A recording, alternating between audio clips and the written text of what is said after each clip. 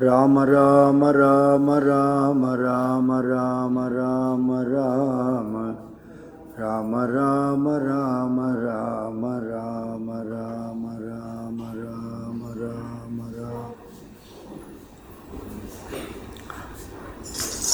ஜானகி காந்த ஸ்மரணம்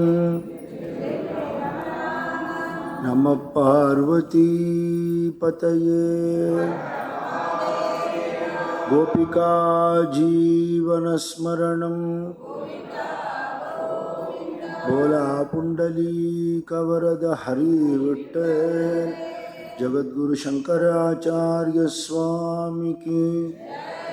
சத்குரு ஞானானந்தகிரி பகவான் கி.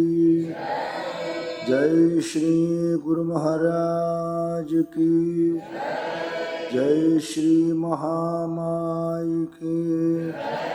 जय स्वामी जी महाराज की. जय श्रीमद स्वामी रामकृष्णानंद महाराज की. समस्त साधु मंडल की. भारत माता की. पतित पावन दिव्य मधुर मधुर भगवन नाम की जय.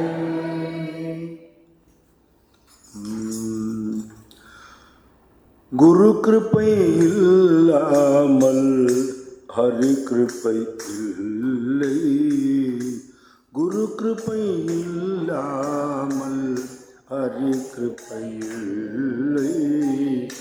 ஹரி கிருபை இல்லாமல் பக்தியும் இல்லை. ஹரி கிருபை இல்லாமல் பக்தி இல்லாமல் முக்தியும் இல்லை.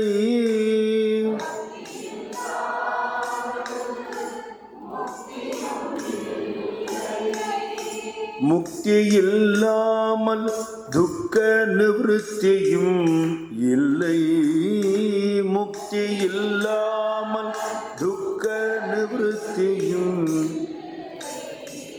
குரு கிருபை இல்லாமல் ஹரி கிருபை இல்லை. இல்லாமல் ஹரி உருவும் குரு உருவும் ஓருருவாகுமே. ஹரி உருவும் குரு உருவும் ஓருருவாகுமே.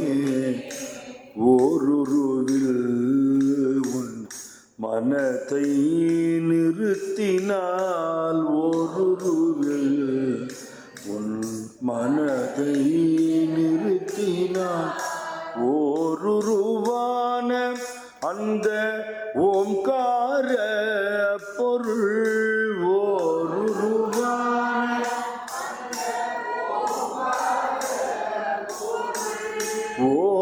ஓருருவான அந்த ஓம்கார பொருள்.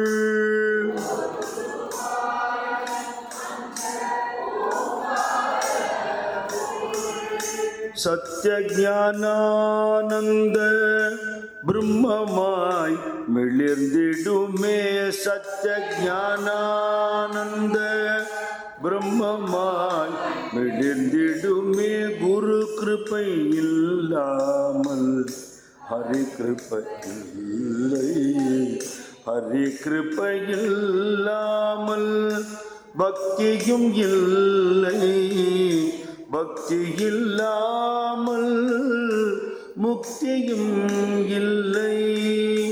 முக்தி இல்லாமல் துக்க நிவೃத்தியும் இல்லை. குரு கிருபை இல்லாமல் ஹரி கிருபை இல்லை. குரு महाराज गुरु जय जय परब्रह्म सद्गुरु.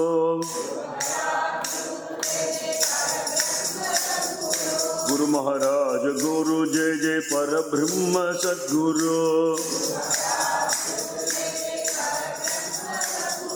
गुरु महाराज गुरु जय जय परब्रह्म सद्गुरु.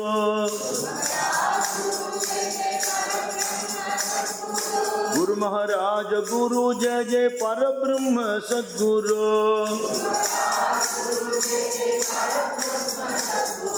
गुरु महाराज गुरु जय जय परब्रह्म सद्गुरु। गुरु महाराज गुरु जय जय परब्रह्म सद्गुरु।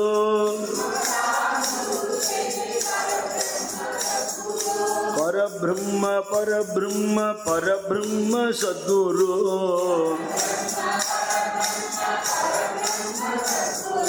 गुरु महाराज गुरु जय जय परब्रह्म सद्गुरु।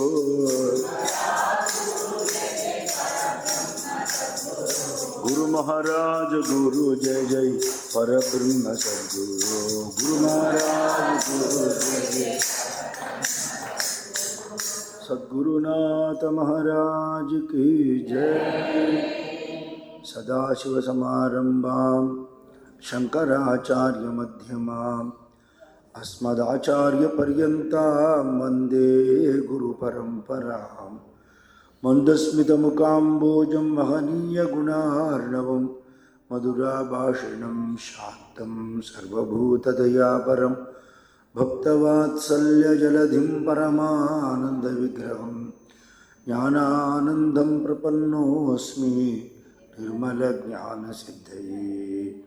ओम स्थापकाय च धर्मस्य सर्वधर्मस्वरूपिणे अवतार वरिष्ठाय रामकृष्णाय ते नमः। जननीं शारदां देवीं रामकृष्णं जगद्गुरुं पादपद्मे तयो श्रुत्वा प्रणमामि मुहुर्मुहुः। नमः श्रीयतिराजाय विवेकानन्दसूरये सच्चित्सुखस्वरूपाय स्वामिने तापहारिणे। श्रीगुरुं विबुधं रामकृष्णानन्देति कीर्तितं प्रणमामि दयासिन्धुं विज्ञानानन्दभास्करं रामकृष्णगतप्राणं हनुमद्भावभावितं नमामि स्वामिनं रामकृष्णानन्देति संगीतम्।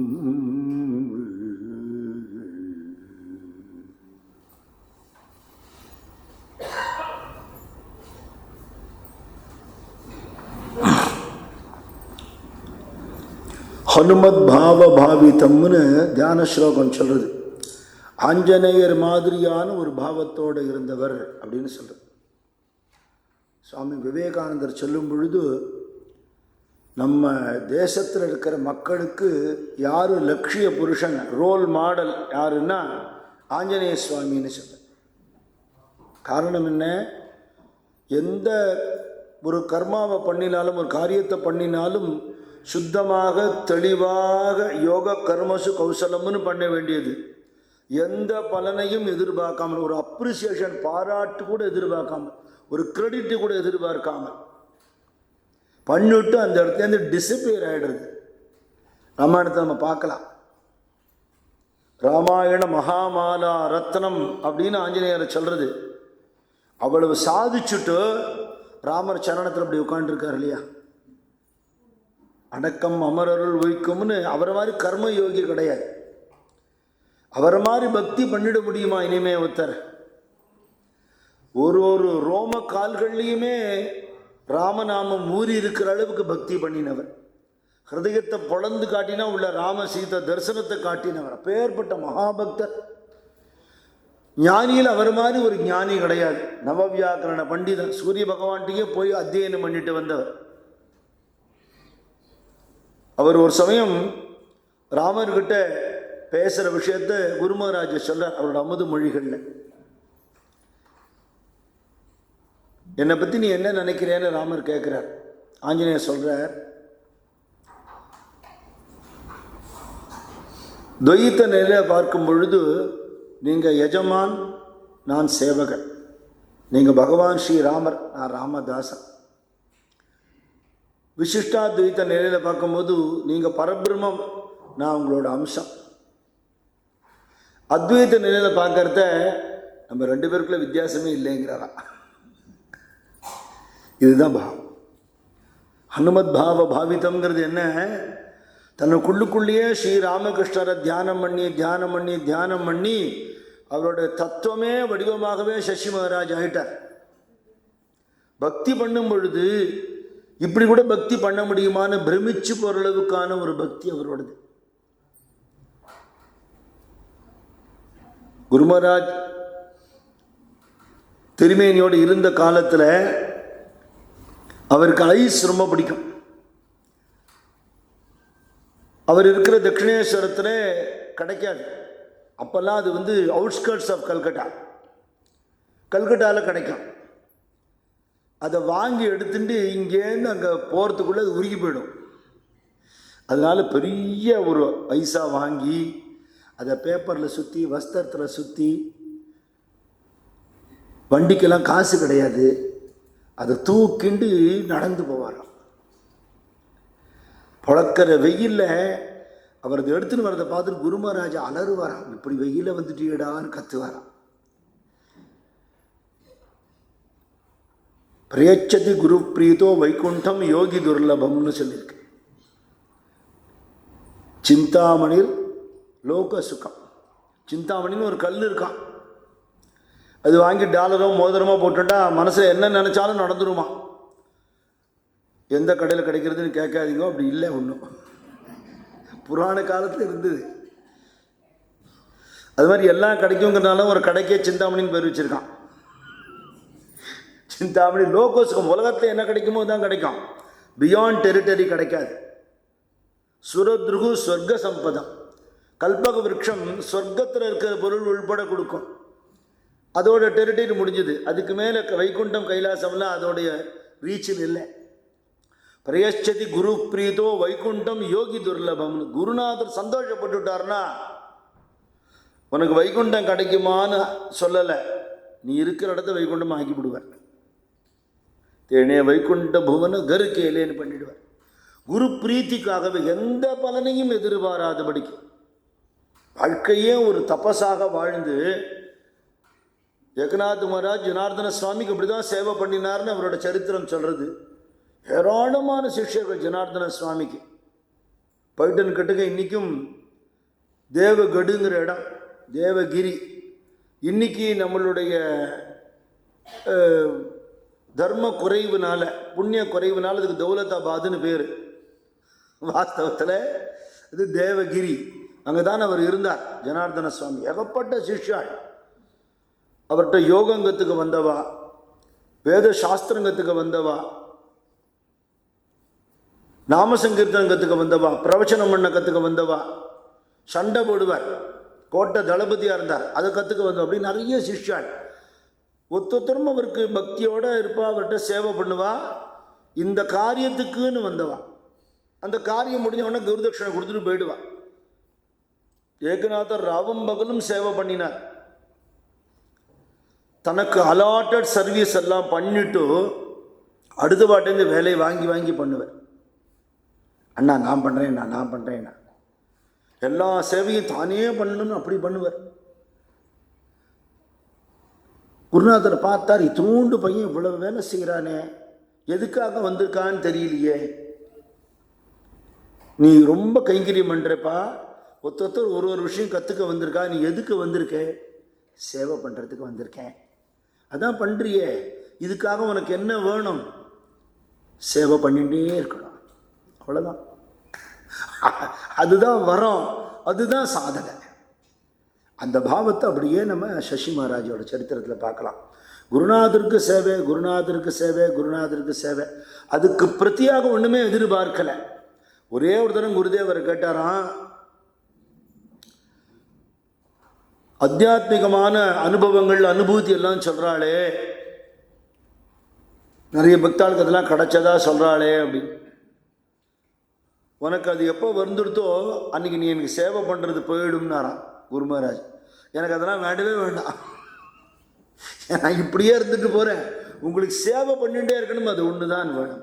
அப்படி ஒரு ஆஞ்சநேய சுவாமி மாதிரி ஒரு பாவனை, ஒரு பக்தி. அவர் மாதிரி கர்மயோகியாக இருந்தார், அவர் மாதிரி பக்தி யோகியாக இருந்தார், அவர் மாதிரி ஞான யோகியாக இருந்தார்.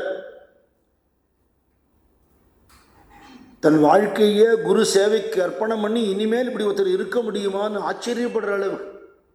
குருநாதர் படத்தை வச்சு பூஜை பண்ணுறதோ, அஷ்டோத்திர சஹஸ்ரநாமம் சொல்கிறதோ, நாம ஜபம் பண்ணுறதோ, கோவிலை பிரதட்சணம் பண்ணுறதோ, ரத உற்சவம் பண்ணுறது, இது மாதிரி நிறைய குரு பக்திகளில் பல விதம் நம்ம பார்க்குறோம்.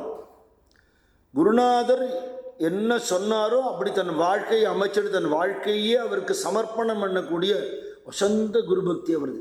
அடுத்தது நேத்தி முந்தானத்துக்கு சொன்னேன், குருநாதருடைய பக்தாள்கிட்ட தன்னுடைய சகோதர சிஷ்யாள்கிட்ட குருநாதர்கிட்ட காட்டுற அதே பக்தியை காட்டினது. பார்க்குற எல்லாரையும் ஸ்ரீராமகிருஷ்ணராக பார்த்தது. அதுதான் அந்த பக்தியுடைய உச்ச நிலை. அது வந்துடுத்துன்னா அதுக்கப்புறம் அச்சீவ் பண்ண வேண்டியது ஒன்றும் இல்லை. சர்வம் பிரம்மமயம், எல்லாம் கடவுள் நிறைஞ்சிருக்கார் எங்குமே, எல்லாம் சிவமயம், சர்வம் விஷ்ணுமயம்னு சொல்கிறோம். அனுபவம் என்ன அப்படின்னா, ஒருத்தரை கண்டா பிரியமாக பேசுகிறோம், ஒருத்தரை கண்டா நமக்கு பிடிக்க மாட்டேங்கிறது, ராகத்வேஷம் இருக்குது இல்லையா, எந்த நேரத்தில் எப்படி நடந்து போன்னு நமக்கு தெரியல. எல்லா இடத்துலையும் எல்லாமாகவும் எல்லா காலத்தையும் பகவான் மட்டுமே இருக்காருங்கிற அறிவு அனுபவம் ஆயிடுச்சுன்னா அதுதான் அத்வைத அனுபவம்.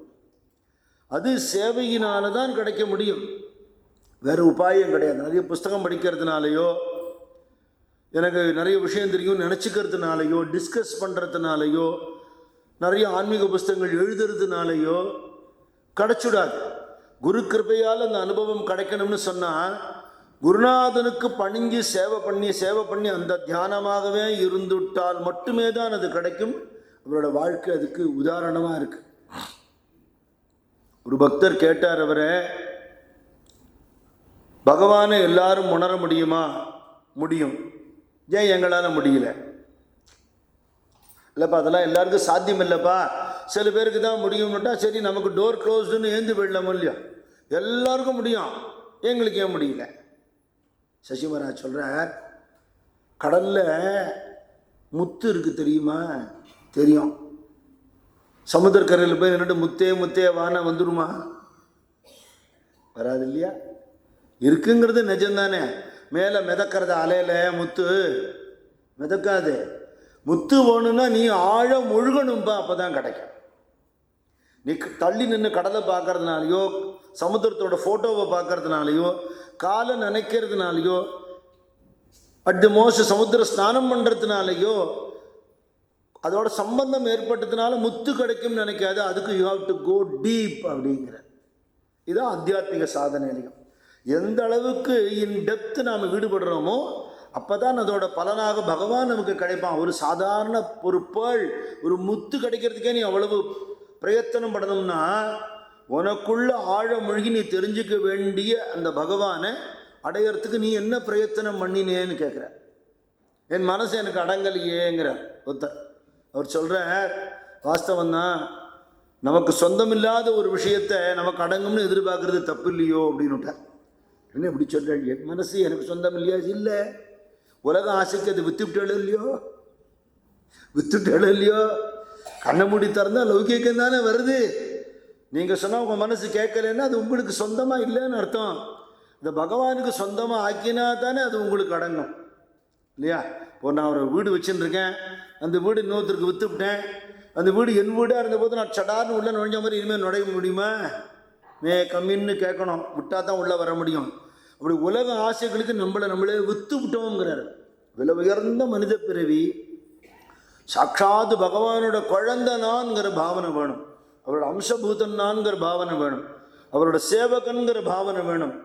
அப்படி இருந்து தொண்டு பண்ண நான் அவரை பார்க்க முடியலையே, எப்படி சேவை பண்ணுறதுன்னா மகான்கள் பதில் சொல்கிறா, யாரெல்லாம் பார்க்குறியோ அது அவரை தவிர வேறு யாருமே இல்லைப்பா. பார்த்துட்டா பகவானுக்கு நீ சேவை பண்ணுவே இல்லையா? அவர் மட்டும்தானே பார்க்குற. மரத்தை மறைத்தது மாமதையானை, மரத்தில் மறைந்தது மாமதையானை. பரத்தை மறைத்தது பார்முதல் பூதம், பரத்தில் மறைந்தது பார்முதல் பூதம். உலகமாக பார்க்கும் பொழுது பகவான் தெரியல, பகவானாக பார்த்துட்டா உலகம் தெரியல. கோவிந்தபுரத்தில் ஞானானந்த சுவாமியோட ஒரு பெரிய திருவுருவம் மாட்டியிருக்கும், கண்ணாடி போட்டிருக்கோம், அது நேர வாசல் இருக்கும். நான் அப்படி சுவாமி பார்த்து ஜெபம் பண்ணிட்டு இருக்கிறத யாராவது வந்தால் ரிஃப்ளெக்ஷன் தெரியும். யார் வரான்னு கவனிச்சேன்னா சுவாமி தெரிய மாட்டார். சுவாமியை பார்த்தேன்னா ரிஃப்ளெக்ஷன் தெரியாது, அவ்வளோதான் விஷயம். நடைமுறையில் நம்ம பார்க்குறோம். அதனால ஏதாவது ஒன்று தான் வேணும். உலகம் வேணும்னு ஆசைப்பட முடியாது. காரணம் என்ன? அது ஸ்திரமாக இருக்கிறதா, நழுவிண்டே இருக்கிறது இல்லையா? யௌவனம் இருக்கா? மகாகுரு தன ஜன யௌவன கர்ப்பம்னு ஆச்சாரியால் சொல்கிறார். இளமை இருக்கா? இல்லை, போயிண்டே இருக்கு. குடம் கவிழ்ந்த நீர் போல போயிண்டே இருக்கு. பணங்காசு இருக்கிறதா? நிலைக்கல. அறிவு இருக்கா? நிலைக்கல. ஞாபக சக்தி போயிண்டே இருக்கு. சொந்தக்காரா, நண்பர்கள் போயிண்டே இருக்கா. Everything is transitory. Gnanananda Sadguru சொல்றார், உள்ளதொன்றும் உள்ளதில்லை, உள்ளதினும் நாசமில்லை, நாசம் உள்ளது உள்ளதில்லை, ராமராம பாயமாம்னு சொல்லுவேன். அதுதான் நிதர்சனமாக பார்க்குறோம். மறைஞ்சு போகிற விஷயங்கள்ல நாட்டம் இருக்கே தவிர அழியாத சாஸ்வதமாக நிரந்தரமாக இருக்கிற பகவான்கிட்ட நாட்டம் வரமாட்டேங்கிறது. அப்படின்னுட்டா அது நம்ம பிராரப்தம் தானே. இந்த கர்மாவை மாற்றுறதுக்கு தான் இந்த சத் சங்கம்ங்கிறது மகான்கள் ஏற்படுத்தி கொடுத்துருக்காங்க. நமக்கான மார்க்கம் இது. இதில் ஆழ்ந்து ஈடுபட இப்படி நம்மளாம் ஈடுபட்டு கடை தேரணுங்கிறதுக்காக தன் வாழ்நாளையே தியாகம் பண்ணி ஒரு வசதி இல்லாத காலத்தில் இந்த ஊரில் வந்து உட்காந்து இந்த மடத்தை ஆரம்பித்து நடத்தினார்னு சாதாரணமாக சொல்ல முடியுமா? Worship with hardship, not of hardships.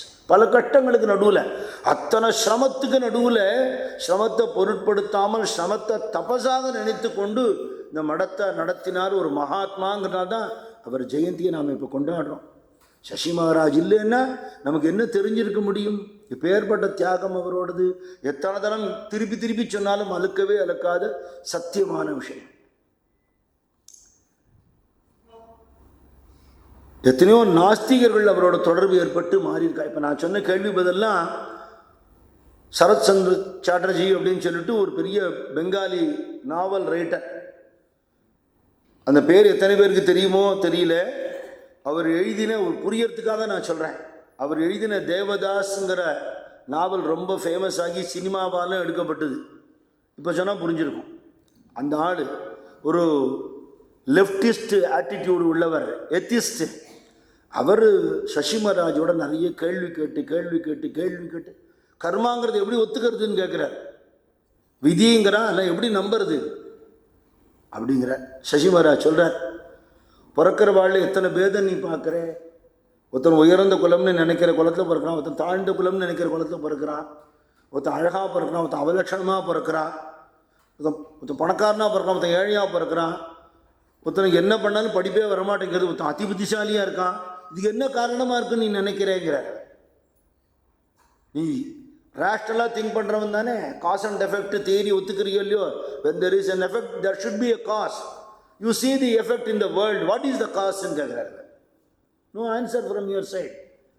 இது காரணம் ஏதோ ஒன்று இருக்குது அப்படி. அதைத்தான் நாங்கள் விதின்னு சொல்கிறோம், கர்மான்னு சொல்கிறோம். இப்போ கர்மாவை மாற்ற முடியுமா முடியாதா? மாற்ற முடியாதுன்னு சொல்கிறாளே. அவர் சொல்கிறார், மாற்ற முடியாது யாருக்கு பிரயத்தனம் இல்லையோ அவனுக்கு. மாற்ற முடியும் யாருக்கு முயற்சியும் பயிற்சியும் பக்தியும் இருக்கோ அவனுக்கு. அவ்வளோதான் ஆன்சர். அப்படி அவர் கேட்குற கேள்விக்கெல்லாம் அப்படி பதில் சொல்கிறார். குருமகராஜ அவர் முதல்ல தரிசனம் பண்ணும்போது ஒரு உபதேசம் கொடுத்தார். அது மனசில் பதிச்சுன்னு விட்டார் கடைசி மட்டுக்கும். 20 வயசு அவர் குருதேவர் தரிசனம் பண்ணும்போது. சின்ன பையன், காலேஜில் படிச்சுன்னு இருக்கார். பிரம்ம சமாஜத்தில் வாழ்க்கையில் ஈடுபாடு உண்டு. நேற்றுக்கே சொன்னேன், பெரிய சக்தி உபாசகரோட பிள்ளை அவர். 100 தரம் தேவி மகாத்மியம் பாராயணம் பண்ணதோட பலனாக பிறந்தவர். சின்ன வயசில் அப்பாவோட உட்காந்து பூஜை எல்லாம் பழக்கின்னு இருக்கார். அடிப்படையாக பக்தி உள்ளவர். பிற்பாடு இந்த ஆங்கிலேய கல்வியுடைய ஒரு இன்ஃப்ளூயன்ஸ்னால, ஆமாம் அவன் சொல்கிறானே கடவுள் கிடையாதுங்கிறானே, ஒருவேளை இருக்குமோ, அவன் சொல்கிறது தான் நிஜமாக இருக்குமோ, நம்ம முன்னோர்கள்லாம் முட்டாள்களா, கடவுளை நம்புகிறவன் முட்டாள், கற்பித்தவன் காட்டு மராண்டி அயோக்கியன், இது நிஜமோ ஒருவேளை, கன்ஃபியூஸ் ஆகிடுது.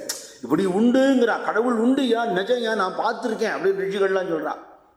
அக்ரே பஷ்யாமின்னு நாராயண பட்டத்திரி சொன்ன மாதிரி பார்த்துருக்கேங்கிறா. குனித்த புருவமும் கொவ்வை செவ்வாயில் குமிழ் சிரிப்பும் பனித்த சடையும் பவளம் போல் மேனியில் பால்வன் நீரும் இனத்த முடைய எடுத்த பொற்பாதம் காணப்பெற்றால் மனித்த பிறவியும் வேண்டுவதே இந்த மாநிலத்தேன் அப்பர் சுவாமி எழுதியிருக்கார். செழுநீர் புனர்கங்கை செஞ்சடை மேல் வைத்த தீவண்ணனேன்னு எழுதியிருக்கார், பார்த்து எழுதியிருக்கா. அதெல்லாம் பொய்யா, அவெல்லாம் ஊரை ஏமாத்துறவான்னு இந்த ஒரு பக்கம் ஒரு கூட்டம் சொல்றது. எதை நம்புறதுன்னு தெரியலையே, கன்ஃபியூஷன். இந்த இல்லைன்னு சொல்ற பாட்ட ஒரு பழக்கம் இருக்கு. என்னன்னா அதையே திருப்பி திருப்பி சொல்லிட்டு இருப்பான். திருப்பி திருப்பி சொல்றது, ஒருவேளை அது நிஜமா இருக்குமோ, இங்கேயும் இருக்குன்னு திருப்பி திருப்பி சொல்றான். அந்த பக்கம் நம்ம திரும்பி பார்க்கறது இல்லை, கன்ஃபியூஷன். இன்னைக்கு யங்ஸ்டர்ஸுக்கு இந்த பிரச்சனை இருக்கு. புராணங்கள்லாம் பொய்ங்கிறான், அதெல்லாம் நடக்கவே இல்லைங்கிறான். அப்படி சொல்ற கூட்டத்தை நம்புறோமே. ஆண்டாண்டு காலமா இத்தனை வருஷமா இருக்கிற நம்பிக்கை பொய்யாயிடுமா? அதை ப்ராக்டிஸ் பண்ணி தான் பார்ப்போமேன்னு தோண மாட்டேங்கிறது. இந்த பிரம்ம சமாஜம்ங்கிறது இந்த நம்பிக்கை உள்ளவா இல்லாதவாளுக்கு ரெண்டுத்துக்கும் மையமாக ஃபிலாசபி மட்டும் சொல்லிட்டு இருந்தது, உருவ வழிபாடு கிடையாது.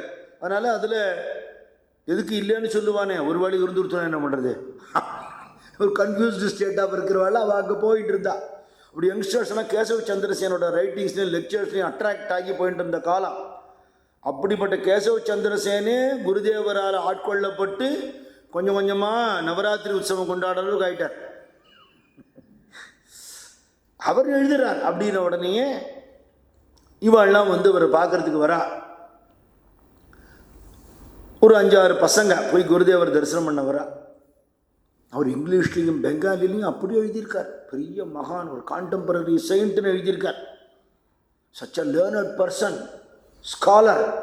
இவரை பார்த்தா ஒரு சாதாரண பஞ்சவச்ச வேஷ்டியை கட்டிட்டு மேலே ஒரு அங்கவஸ்திரத்தை அப்படி வேட்டி மேலேயே தூக்கி இப்படி போட்டுண்டு கட்டில் மேலே உட்காந்து சிரிச்சுட்டு எல்லாரையும் பார்த்தா வாங்க வாங்கன்னு சொல்லிட்டு, ஒரு பிஏ கிடையாது, கூட்டத்தை ரெகுலேட் பண்ணுறதுக்கு ஆள் கிடையாது, ஹவ் யூ காட் அப்பாயின்மெண்ட் அப்படின்னு கேட்கறதுக்குலாம் உத்தரவு கிடையாது.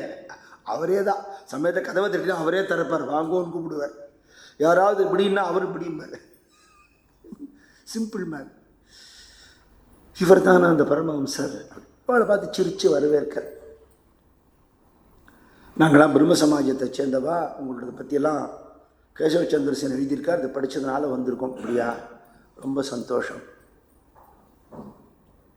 உங்களுக்கு பகவானுடைய ரூபத்தில், சகுண ரூபத்தில் நம்பிக்கை இருக்கா, நிர்குண ரூபத்தில் நம்பிக்கை இருக்கா அப்படின்னு கேட்குறேன். கடவுள் இருக்குன்னு ஒத்துக்கிறவா, ரூபத்தை ஒத்துக்காதவா நிறைய பேர் இருக்கான். அதுன்னு சிவன், விஷ்ணு, பிள்ளையார், முருகன் அதெல்லாம் யாரையா பார்த்துருக்கான். ஏதோ நமக்கு மேலே ஒரு சக்தி இருக்குன்னு ஒத்துக்கிறேன். அதுக்கு உருவம் கற்பித்து அபிஷேகம் பண்ணி பூஜை பண்ணி waste of time and energy அப்படி சொல்கிறவாள்லாம் இருக்கா. நட்டக்கல்லும் பேசுமோ நாது நுள்ளிருக்கையில்னு சிவபாக்கியர் சொன்னதோட அர்த்தம் என்ன தெரியுமா? கல்லுன்னு நினைக்கிற மட்டும் கல்லு பேசாது, உள்ள இருக்கிற நாதன் அங்கே இருக்கான்னு தெரிஞ்சுட்டா அதுவும் பேசும்னு அர்த்தம். அதை ரிவர்ஸாக புரிஞ்சுட்டு இருக்கா நிறைய பேர். நட்டக்கல்லை சுத்தியே 4 புஷ்பம் சாத்தியே சுற்றி சுற்றி நம நமவென்று ஓதும் மந்திரம் ஏதடா, நட்டக்கல்லும் பேசுமோ நாதன் உள்ளிருக்கையில் சுட்ட சட்டி சட்டுவம் கரிச்சுவைதான் அறியுமோன்னு. பிரமாதம் உருளைக்கிழங்கு கறி பண்ணி இப்படி இலுப்பு சட்டியில் கரண்டியை போட்டு அப்படி பரட்டி பரட்டி விட்டு நல்லா ரோஸ்ட், பொட்டேட்டோ ரோஸ்ட் பண்ணியிருக்கா. எல்லாரும் சாப்பிட்டு பிரமாதம் பிரமாதம்னா சாப்பிட்டவாளுக்கெல்லாம் டேஸ்ட் தெரிஞ்சுதே, அந்த சட்டுவதுக்கும் கரண்டி அதுக்கெல்லாம் இருப்பு சட்டிக்கு தெரிஞ்சுதான்னு கேட்குறாரு. அதனால நீ அதுலேயும் இருக்கிறதுனால தெரிஞ்சுருப்பேன்னு அர்த்தம் இல்லை. அது கல் இல்லை கடவுள்னு தெரிஞ்சுன்னு நீ பண்ணுற பூஜைக்கு தான் அந்த தெய்வம் பேசும். கல்லாக நினச்சவருக்கு நினைக்கிற மட்டும் பேசாது. பகவான் நினச்சா பயம் இருக்கும் இல்லையா? ஒரு இடத்துக்கு போயிருந்தேன், பகவான் சன்னதியில் எழுதியிருக்கா, beware that you're standing before the almighty அப்படின்னு போட்டிருக்கா. அந்த பயம் இருக்கணும். சுவாமி ஞானானந்த சுவாமி சொல்லுவார், பயமும் இருக்கணும் பக்தியும் இருக்கணும்.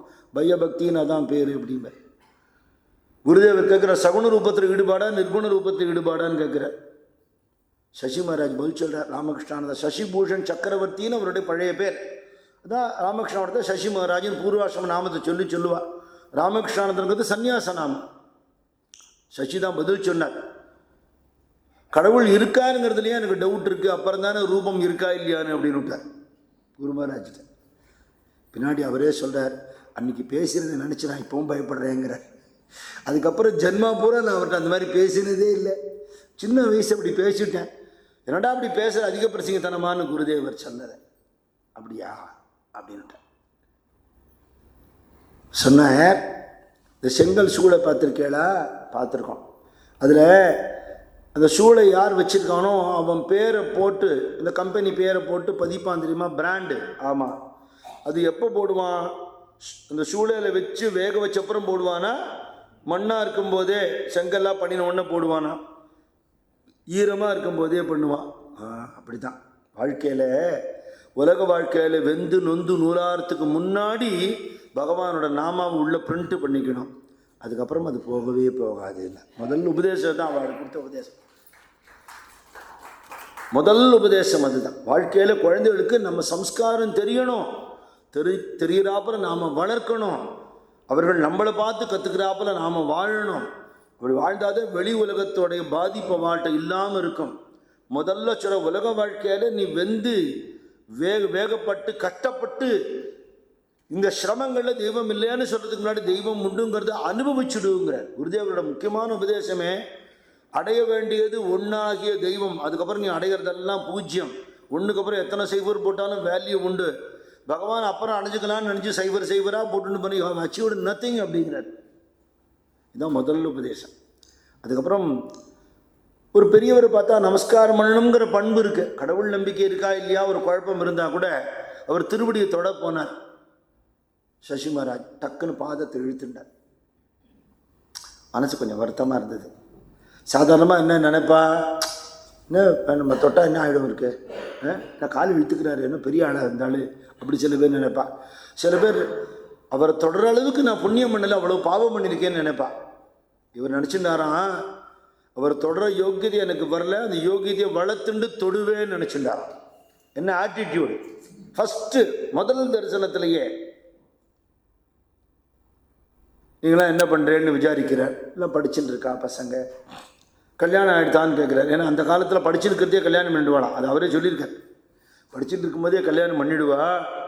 அவன் டிகிரி முடிச்சுட்டு உத்தியோகத்துக்கு போகிறதுக்குள்ளே குழந்தைங்களுக்கு அப்பாவாகிடுவான்.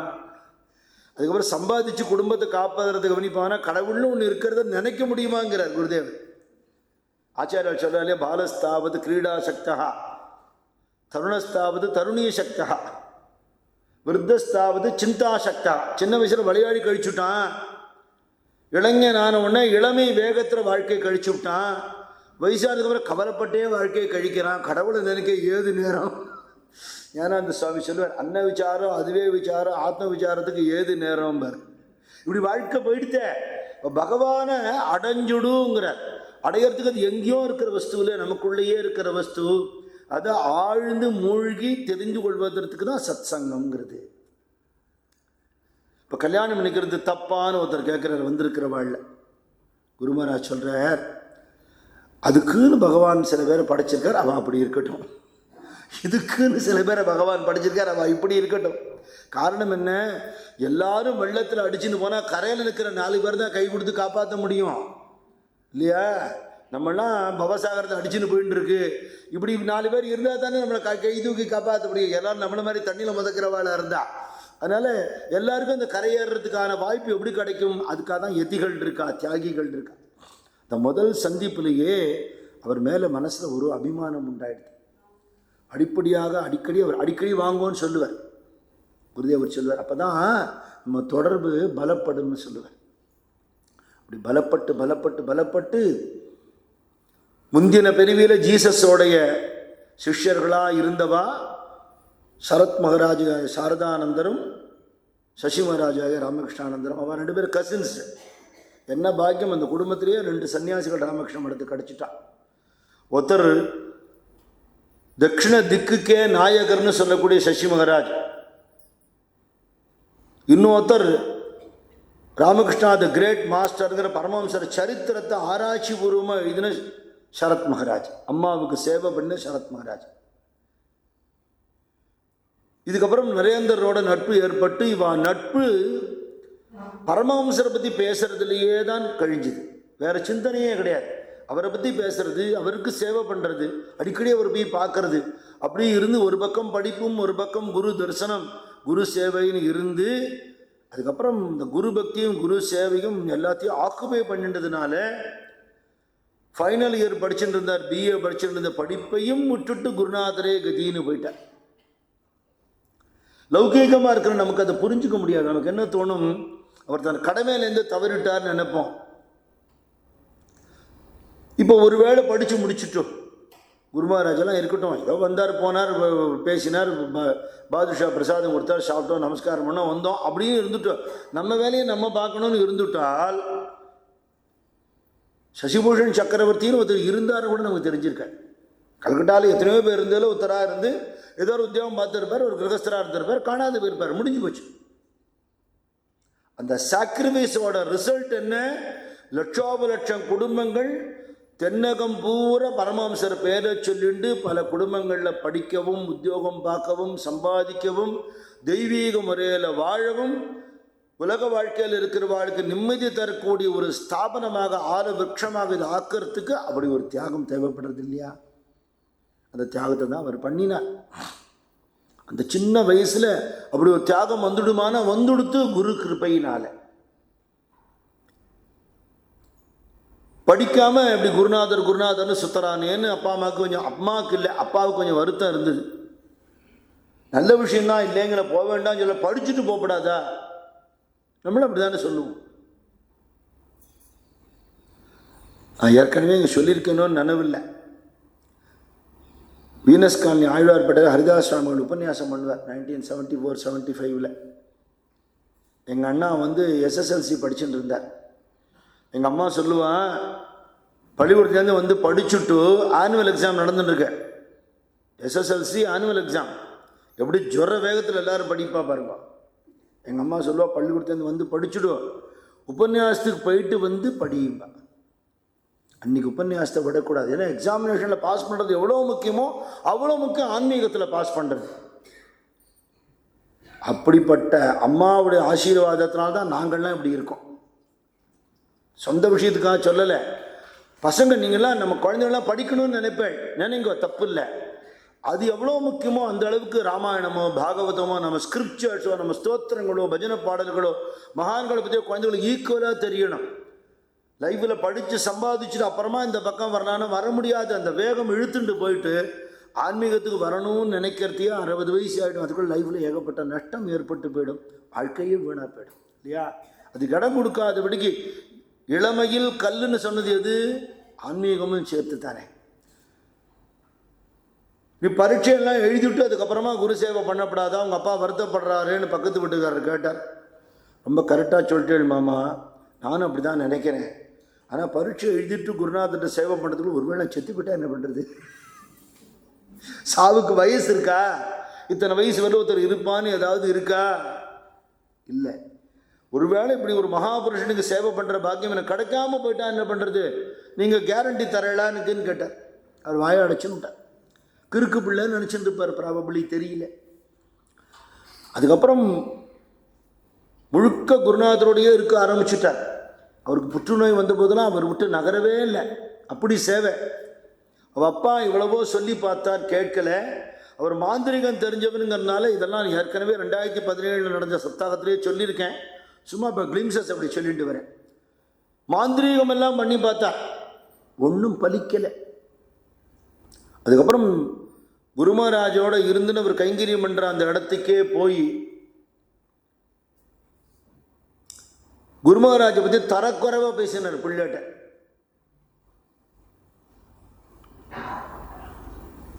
அப்பாவை அடிக்க வந்துட்டார் சசி மகாராஜ், கையை வாங்கி விட்டார். ஆத்துர் தேவோ பவா, பித்ரு தேவோ பவா, ஆச்சாரிய தேவோ பவா, அதிதி தேவோ பவா சொல்லியிருக்க. அம்மா அப்பாலாம் கடவுள்னு சொல்லியிருக்க, அன்னையும் பிதாவும் முன்னேறு தெய்வம்னு சொல்லியிருக்க. ஆனால் சிவபூஜை பண்ணுறதுக்கு இடைஞ்சலாக இருந்தானுங்கனால தகப்பனான்னு கூட பார்க்காமல் கழியை விட்டு எறிஞ்சார். கழி மழுவாகி அப்பா பாதத்தை செதைச்சுது அப்படின்னு சண்டிகேஸ்வர நாயனார் சரித்திரத்தில் இருக்கு. சிவபெருமான் அவருக்கு சண்டேஸ்வர நாயனார்ங்கிற பதவியும் கொடுத்து அப்பாவுக்கு மோட்சமும் கொடுத்தாருன்னு இருக்கு. இப்போ பகவத் சேவைன்னு வரும்போது பாசபந்தங்களை கடக்கணுங்கிற ஒரு விஷயத்தை பிரகலாதன் காட்டியிருக்கார், சண்டேஸ்வர நாயனார் காட்டியிருக்கார். கையை வாங்கின உடனே ஈஸ்வரச்சந்திர சக்கரவர்த்தி அவ அப்பா சொன்னார், இல்லைடா நான் அப்படியே நிறுத்திக்கிறேன்ட்டு, உனக்கு குரு பக்தி ரொம்ப உஸ்தியாக இருக்கு, நீ கண்டினியூ பண்ணுன்னுட்டு நகர்ந்துட்டார். ஆனால் அப்பா அம்மா மேலே அவருக்கு இருந்த பக்தி மாறவே இல்லை. இதே சசி மகாராஜ் பிற்காலத்தில் பெங்களூரில் ஒரு மடம் கட்டுறதுக்காக அவரும் சகோதரி தேவமாதாவும் பல இடங்களில் காணிக்கை கேட்டுட்டு போறா. சுவாமிஜியோட லெக்சர்ஸ்னால கொஞ்சம் கொஞ்சம் பரமஹம்சரை பற்றி ஜனங்களுக்கு தெரிய ஆரம்பிச்சிருந்தது. யார் ஸ்ரீராமகிருஷ்ணன் கேட்காம ஓ அவரா அப்படின்னு கேட்குற அளவுக்கு தெரிஞ்சிருந்த காலம். செகண்ட் பார்ட் ஆஃப் த லைஃப்பில் சொல்கிறேன். ஒரு பெரிய பணக்காரர் ஒருத்தர் வீட்டுக்கு போகிறா, கவர்மெண்ட் ஆஃபீஸர். சசி மகாராஜ் சொன்னார், சகோதரி தேவமாதாட்டம்மா நீ கொஞ்சம் நம்ம குரு மகாராஜை பற்றி சொல்லு. பெங்களூர் ஒரு மட்டம் ஆரம்பித்து எல்லாருக்கும் மனசு அமைதியும் சந்தோஷமும் ஆத்மக்ஷேமம் உண்டாகிறதுக்காக ஒரு சென்டர் ஆரம்பிக்க போகிறோம், அதை சொல்லு. அவரால் முடிஞ்சது அவர் கான்ட்ரிபியூட் பண்ணட்டும்னு. சரி அவள் பேசுகிறா. கொஞ்சம் ஆரம்பித்த உடனே அவர் இன்டரப்ட் பண்ணி, ஓ என்னதான் இருக்கும் அந்த ராமகிருஷ்ண பரமஹம்சர்கிட்ட, எல்லாரும் தலையால் தூக்கி கொண்டாட என்ன இருக்கு அவர்கிட்ட அப்படின்னு கத்தினார். சின்ன வயசில் அப்பா பேசின போது கையை தூக்கினார் அதே சசி மகாராஜ். தேவமாதா நடுங்கி போயிட்டா. இப்படி பேசுகிறார் சசி மகாராஜருக்கு குரு மகாராஜை பற்றி கேவலமாக ஒருத்தர் பேசுகிறாரு. அவரோட ரியாக்ஷன் என்ன தெரியுமா? சிரிச்சுண்டார், ஸ்மைல் பண்ணார். உங்கள் மேலே தப்பு இல்லை, உங்களுக்கு அவரை பற்றி தெரியாதனால பேசுகிறேன், just give me 10 minutes, I will explain about my guru அப்படின்னு சொல்லி வாசலில் நின்றுண்டே நிதானமாக அவரை பற்றி சொல்ல சொல்ல சொல்ல தயவுசெய்து உள்ளே வாங்கன்னு கூப்பிட்டார். பவ்யமாக அவர் சொல்கிறத கேட்டார். உங்களுக்கு குடிக்கிறதுக்கு எதாவது தரட்டுமான்னு கேட்டார். அதெல்லாம் ஒன்றும் வேணாம், நான் என்ன காணிக்க தரணும்னு சொல்லுங்க கொடுக்குறேன்னு கொடுத்து விட்டார். முடிஞ்சு போச்சு, அவ்வளோதான் விஷயம். அதுதான் அச்சீவ்மெண்ட், டிரான்ஸ்ஃபர்மேஷன். ஏன்னா அப்படி வெளியில் போய் பேசும்போது எல்லாரும் நம்ம குருவை புரிஞ்சிக்க மாட்டா, பல விதமாக பேசுவான். பேசுகிறாளேன்னு கோவப்படுறதை விட ஏன் அப்படி பேசுகிறான்னு புரிஞ்சுனுட்டா அவளுக்குள்ள குருநாதரை இன்ஸ்டால் பண்ணுறது. குருநாதரை ரூபமாக நினைக்கிறது இல்லை. ராமகிருஷ்ண பரமஹம்சருங்கிறது ஒரு வடிவம் இல்லை, ராமகிருஷ்ண பரமஹம்சருங்கிறது ஒரு தத்துவம், எல்லாத்தையும் சமன்வயப்படுத்தக்கூடிய தத்துவம். இப்போ சைவம்னு ஒன்று இருக்க, அவள் சிவபக்தாள், வைஷ்ணவம் ஹரிபக்தாள், சாக்தம் அம்பாளோட பக்தாள், அப்படி ஷண்மதம் இருக்கும் இல்லையா. சசிவராஜ் சொல்கிறார், நம்ம அப்படி சொல்லிக்கிறோம், நான் சைவன், நான் வைஷ்ணவன், நான் சாக்தன், நான் கோமாரன்னு சொல்லிக்கிறோம். வாஸ்தவத்தை நம்ம தெய்வங்களுக்கு அடிமையாக இல்லை, காமினி காஞ்சனத்துக்கு அடிமையாக இருக்கும். வெளியில் கோலம் போட்டு வேஷம் போட்டுக்கிறோங்கிற. நீ சிவபெருமானுக்கு அடிமைனா உலக விஷயத்துக்கு எப்படி வருவே? நீ வரமாட்ட. நீ ஹரிக்கு பகவானுக்கு நாராயணனுக்கு அடிமையாக இருந்தால் லௌகீக விஷயத்தில் நாட்டவனுக்கு எப்படி வரும்? அப்போ உன்னோட அடிமைத்தனம் உண்மை இல்லைங்கிற. இதெல்லாத்தையும் சமன்வயப்படுத்துறதுக்காக ஒரு ஒரு பிரான்ச்சும் ஒரு ஒரு வெரைட்டியும் அழகு, இதெல்லாம் சேர்ந்த ஒரு கலவை, அதை விட அழகு. வாழைப்பழத்துக்கு தனி டேஸ்ட்டு, தேனுக்கு தனி டேஸ்ட்டு, வெல்லத்துக்கு தனி டேஸ்ட்டு, திராட்சைக்கு தனி டேஸ்ட்டு, சேர்த்து பஞ்சாமிர்தமாக ரொம்ப டேஸ்ட்டு இல்லையா? அப்படி எல்லாத்தையும் சேர்த்த ஒரு கலவையாக பஞ்சாமிர்தமாக ராமகிருஷ்ண பரமஹம்சர் எல்லா சம்பிரதாயத்தையும் ஏற்றுண்டார், எல்லா மதத்தையும் ஏற்றுண்டார். எல்லாத்தையும் சமன்வயப்படுத்தி தேடக்கூடியது நமக்குள்ளே இருக்குன்னு உணர்த்தி உள்ளுக்குள்ளே இருக்கிறத தெரிஞ்சுக்கிறதுக்கு வெளியில் பக்தி பண்ணினா தான் உள்ளே பார்க்க முடியுங்கிறதையும் காட்டினார். வெறும் வரட்டு ஞானம் இல்லை, சகுனோபாசனை பண்ணு, தெய்வங்களை வழிபடு, எல்லா உருவத்தையும் கும்பிடு, எல்லாத்துக்குள்ளேயும் தெய்வம் இருக்கான்னு தெரிஞ்சுக்கோ, அது உனக்குள்ளேருந்து அங்கே ரிஃப்ளெக்ட் ஆயிருக்குன்னு தெரிஞ்சுக்கோ. நல்லவன் கட்டவன் பாகுபாடு பார்க்காம எல்லார்ட்டையும் அன்பையே உன்னோட வழிபாடாக காட்டுங்கிறத பண்ணி காட்டினார். அதைத்தான் அந்த சிஷ்யாள் பூரா கடைபிடிச்சா. ராமானுஜரை பற்றி அற்புதமான ஒரு சரித்திரம் எழுதியிருக்கார் சசி மகாராஜ். அவசியம் எல்லாரும் படிக்கணும். அவரோட சரித்திரமே சுவாமி ராமகிருஷ்ணானந்தருங்கிற தமிழ் புஸ்தகம் இருக்குது, இங்கிலீஷில் புக் இருக்குது, அவரோட கம்ப்ளீட் ஒர்க்ஸ் இருக்குது. அப்புறம் இந்த 2 great worshippers ஆஃப் ஸ்ரீ ராமகிருஷ்ணான்னு சசி மகாராஜ் சுவாமிஜியை பற்றின புக் இருக்குது. இதெல்லாம் கட்டாயம் வாங்கி படிக்கணும். இந்த ராமானுஜர் புஸ்தகம் எழுதணுங்கிறதுக்காக ஸ்ரீபெரும்புதூருக்கும் காஞ்சிபுரத்துக்கும் போய் அங்கேயே இருந்து வைஷ்ணவாளோடலாம் பேசி பழகி எல்லாம் தெரிஞ்சுண்டு தமிழும் கற்றுண்டாராம் சசி மகாராஜ். ஏன்னா அந்த திருவாய்மொழியெல்லாம் தெரிஞ்சுக்கணும் இல்லையா? ராமானுஜர் என்ன பண்ணினான்னு தெரிஞ்சுக்கிறதுக்கு அவரோட லாங்குவேஜ் தெரிஞ்சுக்கணுமே. தெரிஞ்சுன்னு அவர் எழுதியிருக்கிற அந்த புக்கோட அந்த ப்ரிஃபேஸ் ஒன்னே சசி மகாராஜ் யாருன்னு காட்டிடும். அந்த புக்கில் என்ன சொல்கிற, சாக்ஷாத் பகவான் தன்னுடைய குழந்தைகள் அம்சபூதர்களாக இருக்கிற ஜீவன்களை வழிதவறி போகாமல் தன்கிட்ட இழுக்கிறதுக்காக வெவ்வேறு ரூபமான மகான்களாக அவதாரம் பண்ணுறார். தெய்வம் ஒன்று, ரெண்டு இல்லை, அது எங்கும் பரவி இருக்கிற பரபிரம்மம்னு அத்வைதத்தை காட்டுறதுக்கு ஆதிசங்கரா வந்தார். ஆதிசங்கரா வர்றதுக்கு முன்னாடி வேத தர்மத்தை கடைப்பிடிச்சுருந்தவா நிறைய பேர் யஜ்ஞ யாகங்கள் பண்ணுறேன்னு பலி கொடுத்துட்டு இருந்தா, அந்த பலியை தடுக்கிறதுக்கு கருணையே வடிவமான புத்தரா வந்தார். இந்த பௌத்தம்ங்கிறது ஒரு பீரியடில் கொஞ்சம் கண்டாமினேட் ஆன போது, வேதத்தை ஒரேடியாக நிந்தனை பண்ணுற மாதிரியான நிலைமை வந்தபோது வேதத்தை ரீஇன்ஸ்டேட் பண்ணுறதுக்கு ஆதிசங்கரா வந்தார். அந்த அத்வைதத்தை விபரீதமாக போய் ஓ நானே கடவுளா அப்படின்னு அவன் குழம்பின்டான். நீ கடவுள் இல்லைடா, அது எப்படி ஆக முடியும்? நீ இல்லாமல் இருந்தால் தானே கடவுள். நான் போனால் தான் தெய்வமாக முடியுமே தவிர நான் எப்படி கடவுளாக முடியும்? நான்கிற வார்த்தையுடைய அர்த்தம் பிரம்மே தவிர நான் பிரம்மம் இல்லை. அகம் இஸ் ஈக்குவல் டு பிரம்மம், அகம் பிரம்மாஸ்மிங்கிறத விபரீதமாக புரிஞ்சுனுட்டா. அதனால் அவன் நானே கடவுள், நான் நெத்தி கெடுக்க மாட்டேன், சஞ்சாரம் பண்ண மாட்டேன், கோயிலுக்கு போக மாட்டேன், அப்படி விபரீத ஞானம் ஆயிடுத்தேன். இதை மாத்திரத்துக்கு சரணாகதி தத்துவத்தை சொல்லி கொடுத்து பகவானை பக்தி பண்ணி சேவை பண்ணி வாழறது தான் வாழ்க்கைன்னு காட்டுறதுக்கு ராமானுஜரா வந்தார். சொல்றாரு இப்படி ஒரு ஒரு ஆச்சாரியர்களாக அந்தந்த காலத்துக்கு தகுந்த தத்துவத்தை ஜனங்களுக்கு சொல்றதுக்காக ஒரே பகவானே வெவ்வேறு ரூபத்தில் வந்து எல்லாத்தையும் ஒன்று காட்டுறதுக்கு நம்ம காலத்தில் ஸ்ரீ ராமகிருஷ்ணரா வந்திருக்காருன்னு எழுதுறார். ராமானுஜர் புஸ்தகத்தோட ப்ரிஃபேஸில் இருக்கக்கூடியது.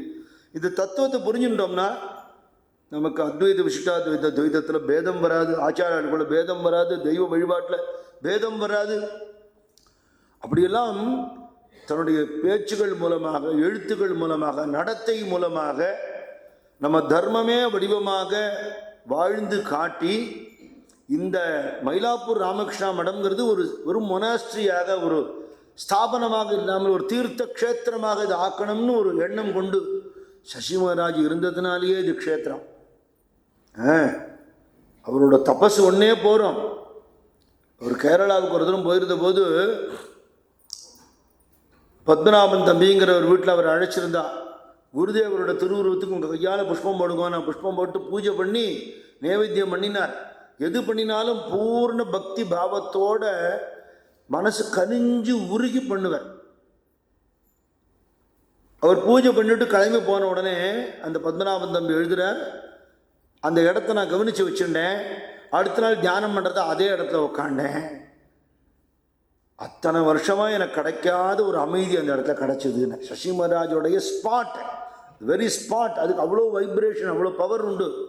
அவர் நினைக்கிறார், நான் இருந்து ஏதோ ஒரு சேவை பண்ணுறேன், இந்த இடம் தீர்த்த க்ஷேத்திரமாகணும்னு நினச்சி ஜெகன்மாதாவான சாரதாதேவி அழிச்சுன்னு வந்தார்.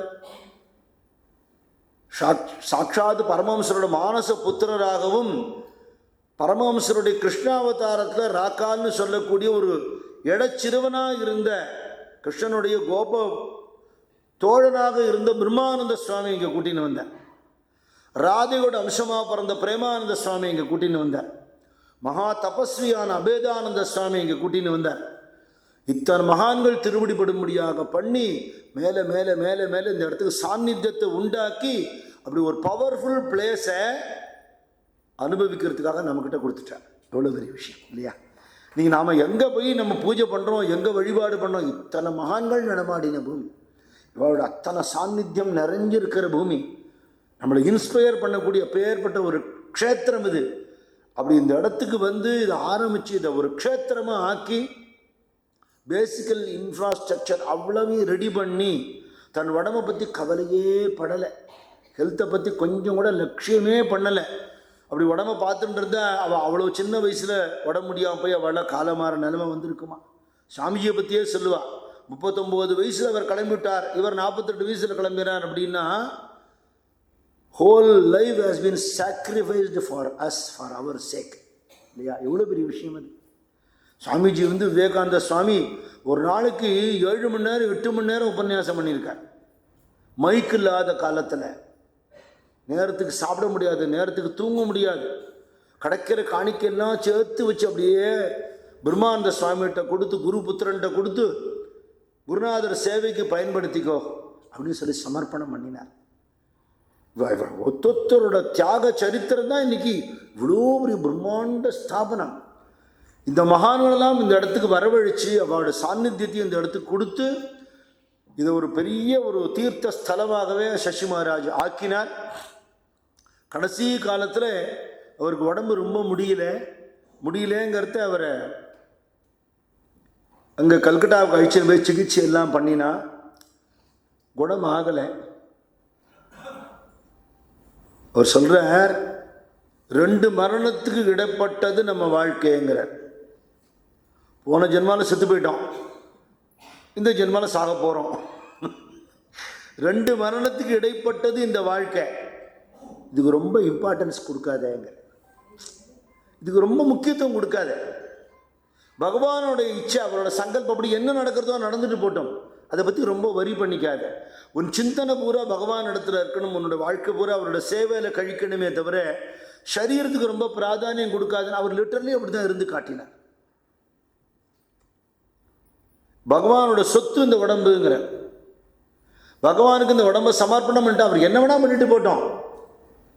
குழந்தைகிட்ட ஒரு பொம்மையை கொடுத்தா வச்சு விளையாடும், போர்ச்சுன்னா தூக்கி போட்டு உடைச்சிரும், என்ன வேணா பண்ணிட்டு போட்டோம். பகவானோட தன்னை ஒப்படைச்சுட்டவா, அதை பற்றி கொஞ்சம் கூட ஒரு கிரீவன்ஸ் கூட அவளுக்கு கிடையாது. அப்படி இருந்ததுனால கடைசியில் உடம்பு முடியாத நிலையில் பிரேமானந்த மகாராஜ் மாதிரி உள்ளவாள்லாம் அவருக்கு அவளால் முடிஞ்ச சேவை பண்ணினா, சிஷ்யர்கள்லாம் சேவை பண்ணினா. ஒரு நாளைக்கு சொல்கிற, பக்கத்தில் சேவை பண்ணுற பிரம்மச்சாரியை கூப்பிட்டு 3 ஆசனம் போடு, திண்டு போடு, குரு மகாராஜ் அம்மா சாமிஜி வந்திருக்காங்கிறார். 3 பேரை உடம்போடு இல்லை, அம்மா இருக்கா, இவா 2 பேர் உடம்பு விட்டுட்டா, ஆனால் 3 பேரை வந்திருக்கான்னு சொல்கிறார். அம்மா ஜெயராம் பாட்டியில் இருக்கா, யாருமே வரலையே, என்னமோ சொல்கிறாரே, இந்த காலமான டயத்தில் ஏதாவது உளருவாளே, அது மாதிரி நினச்சுட்டார் அவர். ஒன்றும் யாரும் வரலையே, என்ன நான் சொல்கிறேன், வெறும் நின்றுட்டுக்காவா, நிற்கிறாப்பா, போடுப்பா, ஆசனத்தை போடுப்பா. பயந்துன்னு போட்டார். கைகுவிச்சு வணங்கினார், பக்தியோடு அவளை வந்தனம் பண்ணினார். கொஞ்ச நேரம் அந்த இடத்தையே பார்த்துட்டு இருந்தார். அவள் ஆசீர்வாதம் பண்ணிட்டு கிளம்பிட்டா, இனிமேல் நீ எடுத்து வச்சுருன்னுட்டார். அவருக்கு தெரிஞ்சிருக்கு அந்த காட்சி. அம்மாவை பிரத்யட்சமாக ஒரு தரம் பார்க்கணும், ஃபிசிக்கலாக இன்னொரு தரம் ஆசைப்பட்டு ஜெயராம் அடிக்கு செய்தி அனுப்பிச்சார். போக்குவரத்து வசதி இல்லாதனாலேயோ என்ன காரணத்தினாலேயோ அம்மா வரல. ஆனால் அவர் சித்தி ஆரத்துக்கு முன்னாடி அம்மா சூக்ஷ்மமாக வந்து தரிசனம் கொடுத்துட்டார்.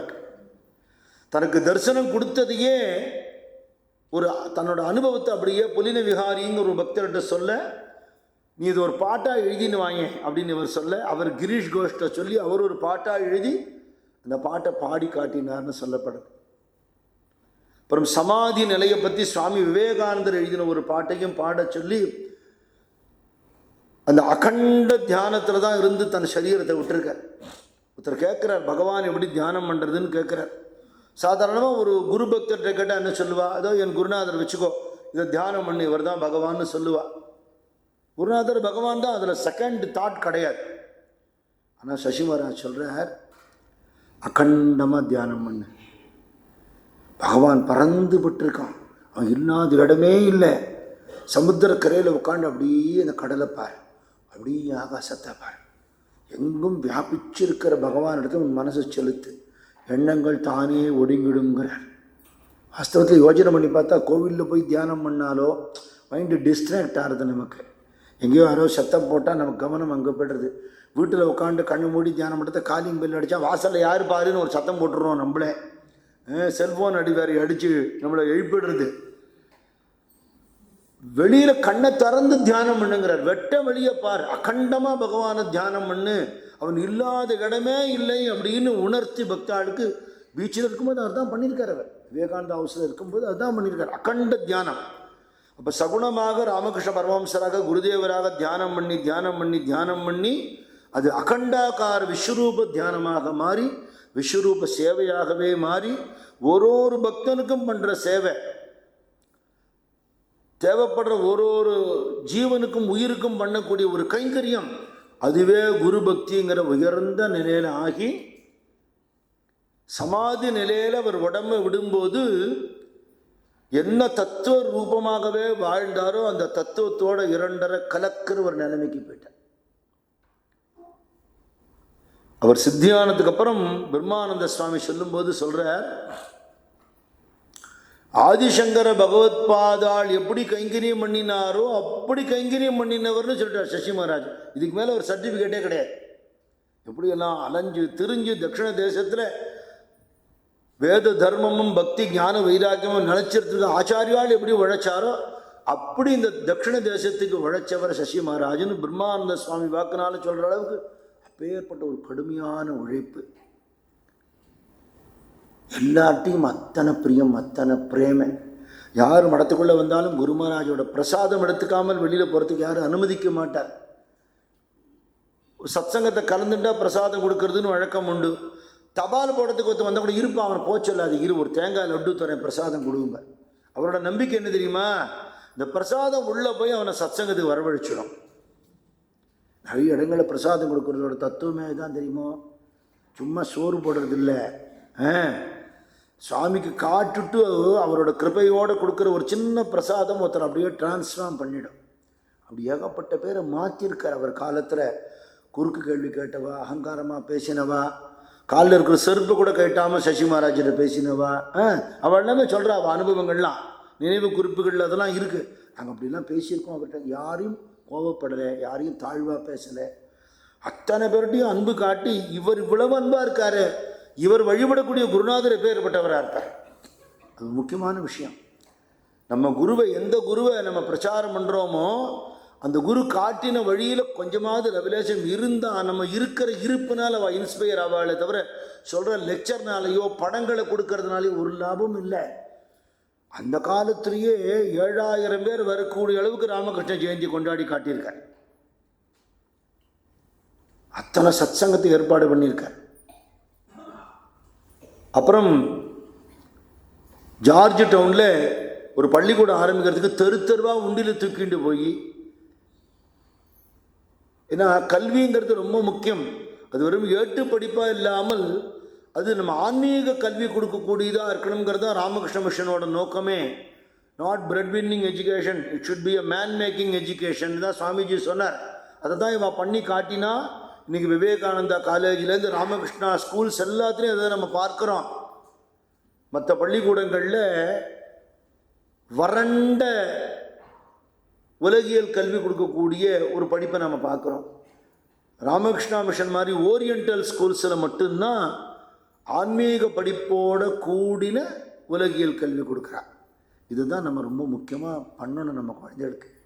ஒருவேளை நீங்கள் இருக்கிற ஏரியாவில் அப்படி ஒரு பள்ளிக்கூடம் இல்லைன்னா பரவாயில்ல, ஸ்கூலில் படிச்சுட்டு வர்றதுக்கு முன்னாடியோ இல்லை படிச்சுட்டு வந்த அப்புறமோ வீட்டில் நீங்கள் குழந்தைகளுக்கு ஆன்மீக விஷயங்கள் சொல்லித்தரணும். இதை தான் அவளை இன்சிஸ்ட் பண்ணியிருக்கான். தெய்வீகமான வாழ்க்கைங்கிறது ஒன்று தான் வாழ்க்கையில் அமைதியும் சாந்தியும் கொடுக்குங்கிறதுனால அவளாம் அந்த காலத்திலே நிறைய படித்தவா, உத்தியோகத்துக்கு போயிருந்தால் லட்சக்கணக்கில் சம்பாதிச்சிருக்கலாம், உலகில் வாழ்க்கை வாழ்ந்திருந்தால் ஒரு பெரிய செல்வந்தராக இருந்திருக்கலாம், ஒரு ஃபேமஸான ஒரு அட்வொகேட்டாகவோ ஒரு டாக்டராகவோ இருந்திருக்கலாம். ஒருத்தர் கேட்டார், இந்த சரச்சந்திர சாட்டர்ஜி தான் கேட்டார் ராமகிருஷ்ணானந்த சுவாமிகிட்ட, என் மடத்தில் எப்படி உங்கள் பிரம்மச்சரிய கோர்ஸ் எப்படி அதெல்லாம் நீங்கள் நிறைய பேருக்கு தெரிஞ்சிருக்காதோ, மடத்தை சேர்ந்தவாளுக்கு தெரியும், வெளியில் உள்ளவாளுக்கு தெரியுமோ தெரியாதோ. ஒரு கம்பெனியில் போனால் ப்ரொபேஷன் இருக்குது தெரியுமா, அந்த மாதிரி இங்கே வந்து சேவை பண்ணி பிரம்மச்சரிய ஆசிரமத்தில் இருந்து தான் காஷாயம் கிடைக்கும். சர்வசாதாரணமெல்லாம் இங்கே காவி கிடைச்சிடாது. ராமகிருஷ்ணா மடத்தில் ஒரு காஷாய வஸ்திரம் உடுத்திருந்த சன்னியாசின்னு அவரோட தபஸ் முன்னாடி நம்ம நிற்க முடியாது. அவ்வளவு தபஸ், தெரிச்சு ஓடி போயிடுவோம். அவ்வளவு very rigorous and tough training அப்படி சொல்கிறார் அவர். சசி மகாராஜை சொல்லும் போது 6 வருஷ காலம் இருந்திருக்கு. இப்போ 9 வருஷமோ 10 வருஷமோ. அது சரச்சந்திரர் சொல்கிறார், இவ்வளவு டஃப்பாக ஒரு ஆன்மீக இன்ஸ்டிடியூஷனுக்கு இத்தனை கஷ்டப்பட்டு படித்தானே ஒருத்தன் டாக்டரே ஆகிடுவானே சுவாமி, உங்கள் மடத்தில் போய் சேருவானே அப்படிங்கிறார். அது ஒரு இரிட்டேட் ஆகாமல் பதில் சொல்கிறார். வாஸ்தவம் தான், டாக்டர்ஸ் வந்து ஃபிசிக்கல் எயில்மெண்ட்டை க்யூர் பண்ணுவா, எங்கள் சாதுக்கெல்லாம் மென்டல் எயில்மெண்ட்டை க்யூர் பண்ணுவா. அது மட்டும் இல்லை, ஃபிசிக்கல் எயில்மெண்ட்டையும் க்யூர் பண்ணுவா. அந்த டாக்டர்ஸ் இதை பண்ண மாட்டா, இவா ரெண்டும் பண்ணுவா. டிஸ்பென்சரியே சாட்சி நமக்கு. முதல்ல உலகத்தை துறந்த தன்னலம் இல்லாத தியாகி துறவி கூட்டம் ஆத்மனோ மோக்ஷார்த்தம் ஜெகத் ஹிதாயச்சன்னு அவளோட மோட்சத்துக்கும் உலக மக்களோட சகலவிதமான நன்மைக்கும் பாடுபடக்கூடிய சமூகத்தோட இணைஞ்ச ஒரு ஆன்மீகமாக செக்யூர்டடாக இல்லாமல் இன்க்ளூடாக இருந்து எல்லாருக்கும் சேவை பண்ணி ஆனால் எதுலேயுமே அட்டாச் ஆகாமல் அப்படி ஒரு டிஃப்ரெண்ட் டைப் ஆஃப் இன்ஸ்டிடியூஷனை விவேகானந்த சுவாமி டிசைன் பண்ணியிருக்கார். வேறு எங்கேயுமே நாம் இதை பார்க்கவே முடியாது. சமூக சேவைங்கிறது தனி இல்லை, ஆத்ம சாதனைங்கிறது தனி இல்லை. சசி மகாராஜோட ட்ரைனிங்க்கு வந்தவா நிறைய பேர் சொல்ல, நான் வேதாந்தம் படிக்கணும்னு வந்தேன், சன்னியாசி ஆகணும்னு வந்தேன். அப்படியா, போய் பாத்திரத்தெல்லாம் தேய்ச்சிட்டு வாப்போ. அது பிரம்மசூத்திரம் சொல்லி கொடுத்தா கேட்டுப்பேன். உப்பு பாத்திரம் தேய்ங்கிறாரு. தோட்டத்தில் போய் தண்ணி விடுப்போ, காய்கறி நறுக்கு போ. நான் இதுக்கு வரல, என்ன அப்போ உனக்கு ஆன்மீகம் வராது, வெளியில் போயிடு. இதை சுத்தம் பண்ணாதான் இங்கே சுத்தமாகும். இந்த காய்கறி நறுக்கிறத வைஷ்ணவெல்லாம் காய்கறி திருத்துறதும்பா, தெரியுமா? இதை திருத்தினா தான் இங்கே திருத்த முடியும். இந்த சேவைக்கு பழகணும். நீ யாரை வேணா இரு, உன்னோட படிப்பு உன்னோட அகங்காரெல்லாம் தூக்கி கைட்டி வாசலில் வச்சுட்டு குருமராஜுக்கு சேவை பண்ணுறதுக்கு வந்து வர்ற அத்தனை பக்தர்களுக்கு சேவை பண்ணுறதுக்கு வந்து ஞானானந்த சுவாமி சொல்வார், பணியும் பணிவும் கொண்டு இருங்க. அப்படி இருந்தால்தான் ஆத்தியாத்மிக வாழ்க்கை வரும். அதுக்கப்புறம் தான் அவளுக்கு கிளாஸு, அப்புறம் தான் உபதேசம். இந்த இங்கே இருக்கிற பிரம்மச்சாரிகள் பண்ணுற சேவை, அவள் பண்ணக்கூடிய ஒரு கர்ம யோகம் பார்த்துட்டா அசந்து போயிடுவோம். இவ்வளோ வேலை இருக்கேங்கிறதுக்காக பக்தி பண்ணாமல் இருக்க முடியாது. டெம்பிள் சர்வீஸுக்கு வந்தாகணும். சாஸ்திரங்கள் தெரிஞ்சுக்காமல் இருக்க முடியாது. தியானம் பண்ணாமல் இருக்க முடியாது. இந்த சிஸ்டம் பூரா சுவாமிஜியும் சசி மகாராஜும் உண்டாக்கினது.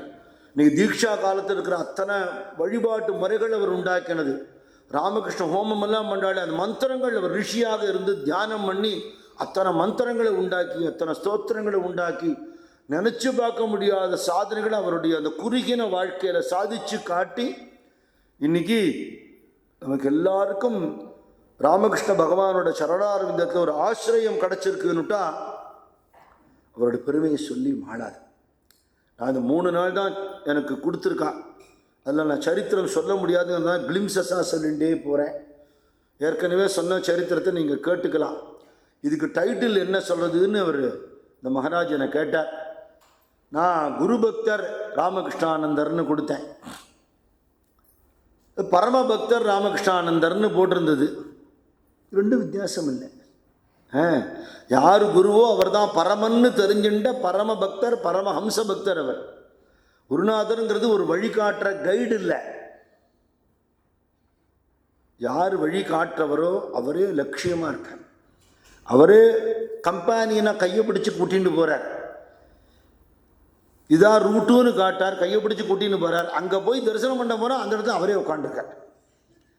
குரு தத்துவங்கிறது அப்பேற்பட்டது இல்லையா? அதனால் அதை நமக்கு உணர்த்தினவர். எந்த பரமஹம்சர் உபாசனை பண்ணி அவர் வழியில் இருந்தாரோ அந்த நிலையிலேயே ஆனவர். ஒரு வைஷ்ணவர் அவர் காலத்தில் இருந்தவர் சொல்கிறார், நான் திருவாய்மொழி பாராயணம் பண்ணுறத ஸ்ரீ ராமானுஜரை பற்றி நினைக்கிறதெல்லாம் எனக்கு ஞாபகம் வருது சசி மகாராஜோட திருவுருவங்கிறார். நினச்சி பார்க்க முடியுமா அதை? அப்போ என்ன, அவள்லாம் வாழ்ந்திருக்கான், அவளை பற்றி படிக்கிறோம். அப்படி வாழற ஒருத்தரை நேரம் பார்க்குறோம், இன்ஸ்பயர் ஆகாமல் அப்படி ஒரு வார்த்தை வர முடியுமா? அப்படி ஒரு உன்னதமான வாழ்க்கை வாழ்ந்து இன்றைக்கும் அங்கே ஓல்டு ஷ்ரைன் கிட்டக்க அவருடைய மண்டபத்தில் உட்காந்துட்டு இருக்கார் சசி மகாராஜ். நான் எப்போ வந்தாலும் அங்கே பிரதட்சணம் பண்ணி நமஸ்காரம் பண்ணி எனக்கு குரு பக்தி உண்டாகணும்னு ஆசீர்வாதம் பண்ணுங்கன்னு கேட்பேன். குருநாதர்கிட்ட உன்னதமான பக்தியும் குரு சேவையும் பண்ணி பார்க்குற இடமெல்லாம் குருமயமாக பார்க்கக்கூடிய ஒரு பாவனை, எல்லார்ட்டையும் பணிவோடு இருக்கிற பாவனை, எல்லாருக்கும் சேவை பண்ணக்கூடிய பாவனை, பகவானுக்கு ஆட்பட்டு இருக்கிறதுக்கு தான் இந்த ஜென்மா எனக்கு கிடச்சிருக்குங்கிறதுக்கான ஒரு பக்தி எனக்கு கொடுங்கன்னு நான் பிரார்த்தனை பண்ணுவேன். அதையே இப்போவும் நான் அவருக்கு சமர்ப்பணம் பண்ணிட்டு இந்த 3 நாள் சத்சங்கத்தை நான் இப்போ பூர்த்தி பண்ணிக்கிறேன். ராம் ராம்.